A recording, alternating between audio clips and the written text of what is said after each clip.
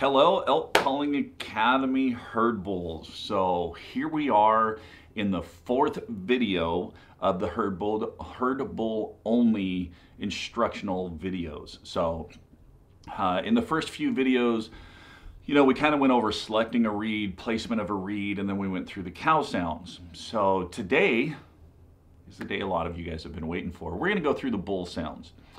So now, as I said in the cow sounds is, cows can do their vocalizations all year round. And, cow sounds, they're important. But really, I think what really contributes to our success more is the bull vocalizations. But more so is there are specific bull vocalizations that are only done during the rut. And those are the ones that we really emphasize on. So because of, how we kind of approach our calling scenarios, and, on down the line in some further future videos, we will get into actually out in the field and how I do these sounds. And hopefully what I really want to do is wait until the snow melts so that I can actually walk you through a setup, so that I can actually walk you through and you can see firsthand exactly how I do the breeding sequence and exactly how I do this out in the field. So, but anyways, so today we're going to go over the bull sounds. So now hopefully, you've been working on your drills that low to high with the stair step, because that's going to kind of come in importance with some of these bull sounds, because I'm going to reference those different levels. So if this is your first video that you're catching in the instructional series, make sure that you go back and watch the previous chapters first, because there's drills in there that you're going to need that are kind of set you up for what we're doing today. So all right, let's dive into the sounds. So the first sound is it's a location bugle. Now if you're online, you're going to hear a lot of different terminology for this. You may hear location bugle, you may hear contact bugle. It all means the same thing. It's just a bull that is trying to establish contact with other bulls and find out where they are. So they always like to know where other bulls are, especially as the rut's progressing, because they want to know if they have competitors around or whatnot.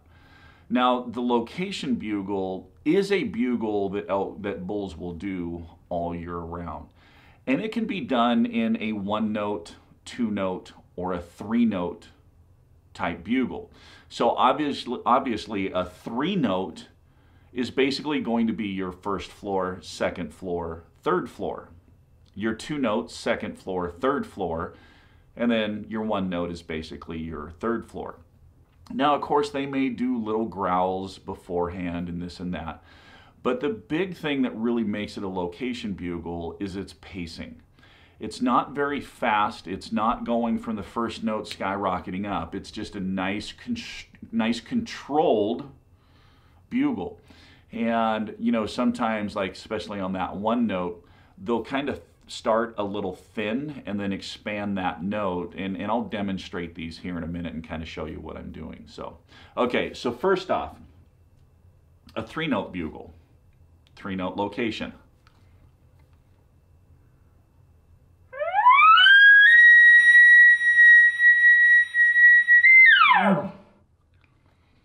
So you're nice and controlled up to that high note. You kind of roll over the top a little bit, and then you come down into a whoa. There's no big finish. It doesn't fall off sharp. Remember, it's basically a long ramp up, curve over, come down, and flatten out. Very, very nice and relaxed. If we were to do this in a 2-note, remember, second floor, third floor.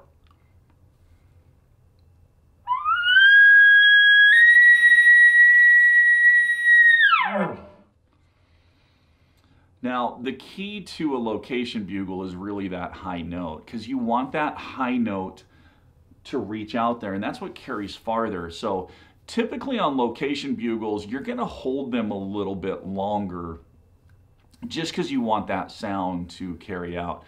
Now, what's funny is if you watch videos of bull bugling, you'll find out that we as humans actually hold the bugle a lot longer than what actual elk do. I don't really know why that is. It's just something that I've always seen. I'm guilty of it myself. But once you get out there, in the woods and you start really interacting with the bull, you'll find that you kind of start match his duration on the bugles. So, okay, now the location bugle, or the one note. I'm going to switch to a different reed on this, and basically what I'm going to do, like I said, a lot of times on this they'll start kind of thin and then they'll expand, and the way I'm doing that is again, I'm using my diaphragm to control the air on this to where I'm kind of starting with, I guess you would say, weak airflow, so that it gives a little bit of sound, but then I'm going to press with that diaphragm to force more air out to get that sound to expand.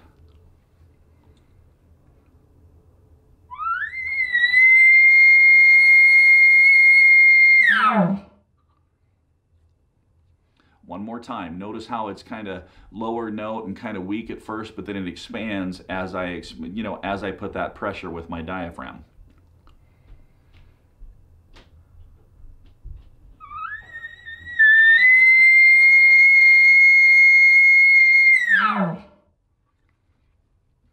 And again, I'm just kind of slowing off that backside and whoa. So location bugles are, like I said, just a form of locating. Once we actually get into calling out in the field, we'll kind of get into more in depth of how we use each of these sounds. So right now we're just focusing on how to do these. So I'll go ahead and do that one note on the amp reed.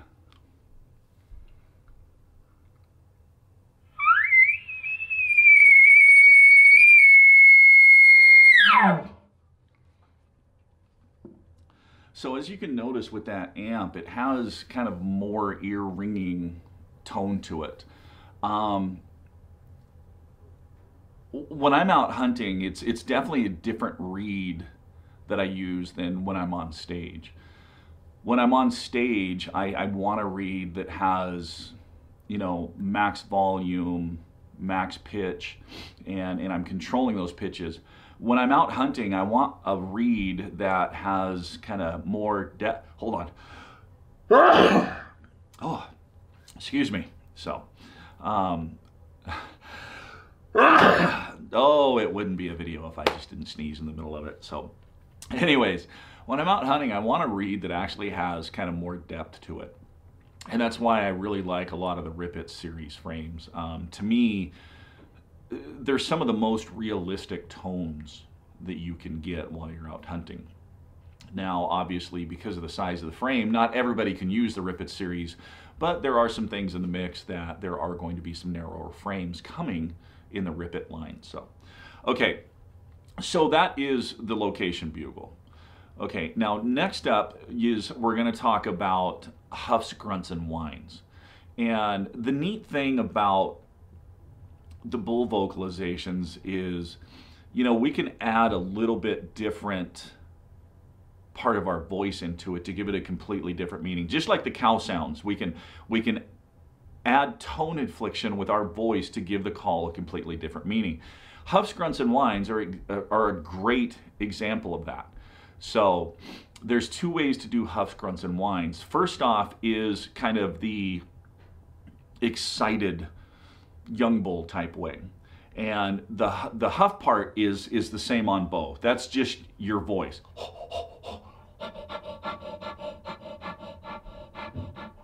That part's really, really easy.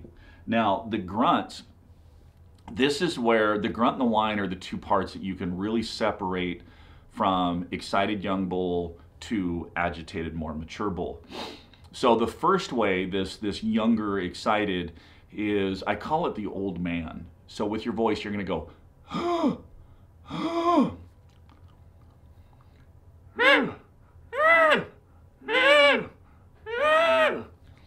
you're barely making contact with your tongue on the reed because you want that rough, low note vibration on it.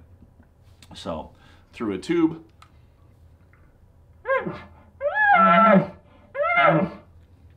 Okay. Now your whine part is just that. It's just a whine. It's a short bugle. You're completely controlling your air.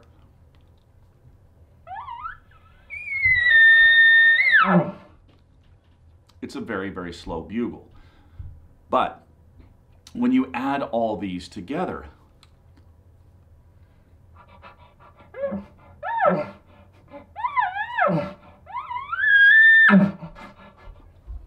you know, you kind of give that appearance of that young bull that's kind of excited that, oh, I don't know what to do. Now, like I said, we can take those same call, that huffs, grunts, and whines, but now by changing a couple of things, meaning our voice and how much air pressure we give on the whine, we can give it a completely different meaning. So now on this, you want to give more of a growl.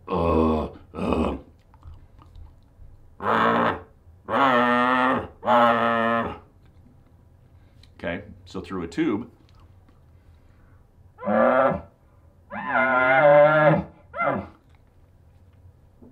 And then on the whine part, you're actually going to use your diaphragm to push more air. Because remember, as a bull gets more agitated, his bugle gets higher pitched, louder, and shorter. So that's exactly the concept that we're trying to do here, because now we're adding an aggression into this. So your whine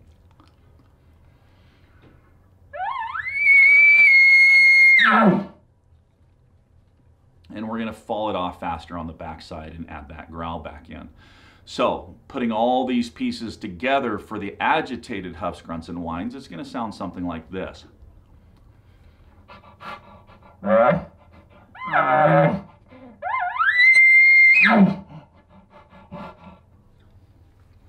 So you can definitely tell and you can hear there that there's more agitation into that. We're still doing the same exact thing. Our tongue contact's the exact same thing. The only difference is we're changing the amount of voice we're adding into it and the amount of pressure with our diaphragm, the amount of air pressure. That's the only thing that we're changing. So, okay. So next up is lip ball. Lip ball, you're going to hear it called lip ball, dominance, bull calling to cow. There's a lot of different names for it out there, but in a nutshell, the lip ball basically is a dual meaning type call. So the lip ball is one of those that bulls will use to attract cows, because it's basically telling them, hey, come to me, I'm a dominant bull.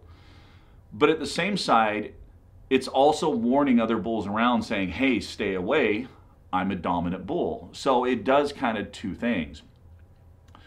As far as your tongue and air pressure goes, it's going to be the exactly same thing that you do in a bugle. The only difference is now you're puttering your lips. So, and here's just a couple of examples. So,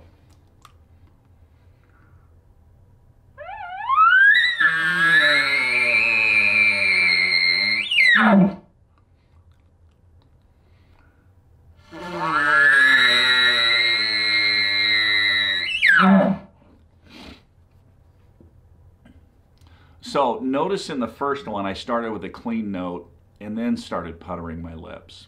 Whereas in the second one, I just started puttering my lips right off the get-go. What I found when I was learning how to lip ball, it was easier for me just to start right in with both the diaphragm and the puttering lips together. I kind of struggled with going clear note and then breaking into the puttering the lips, because it's kind of overload on the brain. So you're basically asking your brain to do a lot of things at the same time. It is one of those that definitely does take practice. And the way that I can really say the best way to learn it is, first off, learn how to putter your lips without even a reed in your mouth. And everybody's a little bit different. Some people will putter the center portion of their lips. Some people the side of their lips. So you'll just have to play with different parts to see which one works best for you. Now, I can guarantee that once you get that mastered, as soon as you introduce a diaphragm into the reed of your mouth and you start making sound, as soon as you go into puttering your lips, you're going to lose the sound on the reed. So what you need to do to combat that is you actually need to press on your diaphragm harder and force more air to increase the volume on that reed so that the volume of the reed matches the puttering of the lips. Because when you're doing it through a tube, the puttering of your lips is the closest thing there. So that's going to be the first sound that comes in. So obviously the sound in the back, the reed, you need to increase that volume so that it matches the volume in the front. The other thing that I noticed is when you increase that air pressure, it does help you putter your lips a little bit more, a little easier. So, okay, that's the lip ball. Now, finally, we have the challenge bugle. The challenge bugle is one that has a lot of agitation in it, and you're going to know it's a challenge bugle by the pace, meaning it's going to go right up into that high note very quickly. It's going to have a lot of airiness. I mean, it's a scream. So rock it right up to the high note. It's going to fall off very sharply with a heavy, heavy growl at the end.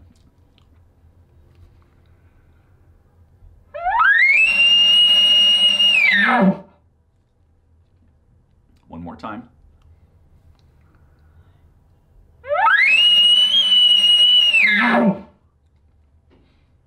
So there's agitation, there's anger on the amp reed.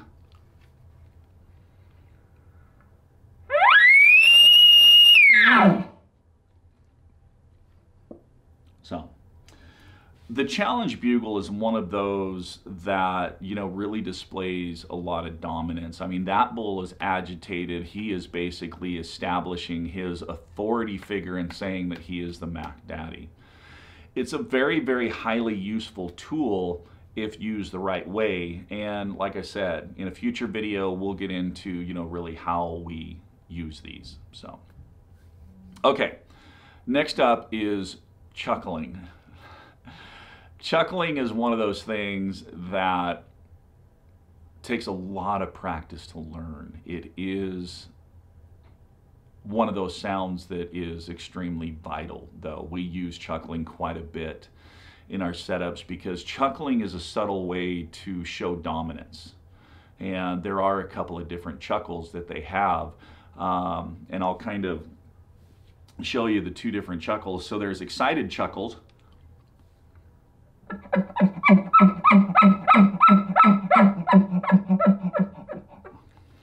That are fast-paced, and then there's aggravated chuckles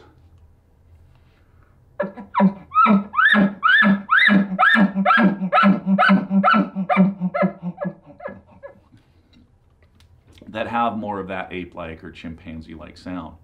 Now, the easiest way to learn chuckles is realize that there's three parts to the chuckle, and all three parts are vital, and you need all three parts to have realism. Because if you guys have watched any hunting videos, you've immediately been clued in to the difference between a bull and a person by their chuckles. So, and I think chuckles is one of the things that a lot of people don't really spend enough time on. So the three parts, the first thing that you're going to do is make a note on the reed. And it's basically that first note like you're going to do a cow mew. But then you're going to drop your tongue off of the reed and go, oh. And then finally the third part is suck in. So it's note number one, oh. Number two, number three. Now, when learning to do this, make sure that you have all three parts of those and go slow. A lot of people just want to jump right into the pace and they immediately want to go fast. Well, when we came into this world, we basically had to learn to crawl before we could learn to walk, before we could learn to run. Same thing on this too. Let's start with the three initial and key components at a slow pace and an individual. So what I mean is like this. Oh. Oh. Oh. Oh. Oh. Oh. Now it's going to seem kind of boring and kind of monotonous, but what you're really doing is you're training your muscles and you're training your brain of all three parts that need to be included in this. Now, once you consistently get all three of those parts, then you can combine the first two, have a short lag, and add the third part in, the sucking in. So it'll sound like ooh, ooh, ooh, ooh, ooh, ooh. Once you have those with all the parts consistently there, then you combine all three parts together, but you have a short space in between them. Ooh. Ooh. Ooh. Ooh. Ooh. Ooh. Ooh. So through a tube,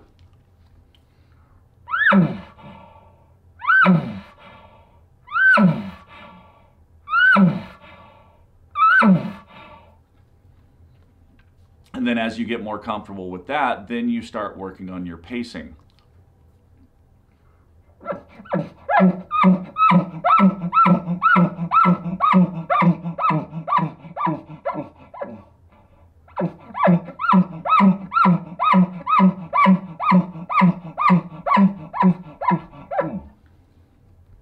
Okay, now that you can consistently do that, now you can really start playing with the pace, the intensity. You can really start making adjustments here and there to kind of give different meanings to it.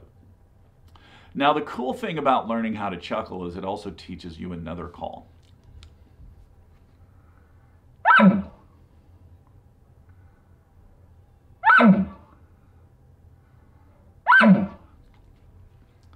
The bark. So really the bark is those first two components of the chuckle, just done without the third part. Now the barks, and again, that's kind of a lot of misconceptions on the bark, is that the bark is basically, oops, it's over type call. And it's not. You know, the bark is basically an elk saying, I'm not comfortable with the situation here. I need you to present yourself, or I need you to show yourself and really prove to me that you're a real elk. It's a very, very vital tool to have in your tool bag, because if an elk does that to you, you have the ability to throw it right back at them and kind of give the same meaning and message back to them. You're basically saying in return, hey, I don't think you're an actual elk and you need to present yourself to me. There's been countless times out there where I've had to incorporate the bark to save a setup or save a situation, and it's just proved itself in gold time and time and time again. It's just one of those things that adds realism that, again, a lot of people aren't doing it. Now the key is I never bark first. So, because when the bark does happen, that elk is on alert a little bit. So if you bark, they're immediately going to go on alert and go, okay, what are they barking about? Are they barking at me? Are they barking because there's a predator? You know, what is going on? What are they barking at? But if that elk barks and you return the bark, then they know that you are basically interacting and engaging with them. So, okay. Now, finally, kind of the last bugle is a roundup bugle. And a roundup bugle is a sound that a bull will do when he wants to round up his cows because they're getting ready to leave. I don't use this sound a ton out hunting, but I think it's important for you to know it, recognize it, because there are going to be situations out there where you're in a setup, you're working a bull, and you're going to hear this. Let me go ahead and kind of demonstrate it real quick. But it starts with a soft bark, goes into kind of a mid-intensity bugle, and then has only 2 or 3 chuckles at the end. Now, a lot of times when they bark on this, their mouth is going to be closed, so it is muffled.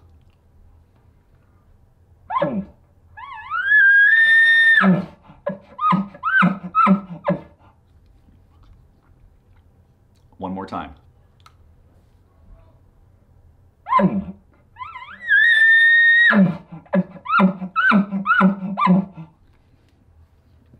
So that is known as a roundup bugle.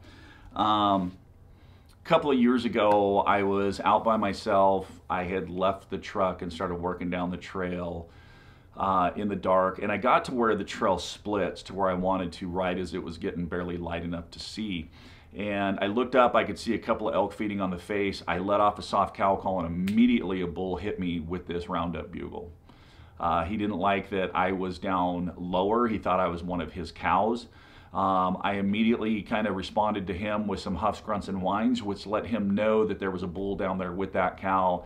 And I mean, within 10 minutes, I had that bull rolling off that soft ridge that he was on right down to me at about 28 yards. So, okay, so that is basically the bull vocalizations.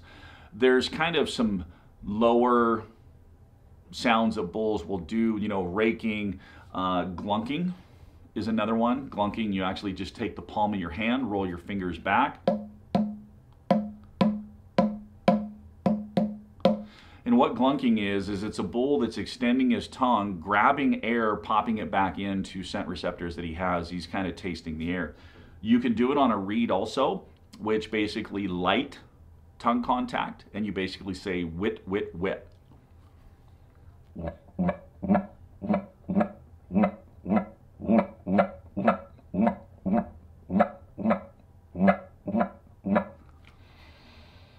I primarily do the glunking on the reed because normally, you know, I have a lot of things going on when I'm doing the breeding sequence, and I normally have a tube in one hand, or I'll have the game changer or a stick in the other hand because I'm going to do some cow sounds or some raking. So, but there you go. There's the bull vocalizations. So definitely work on those.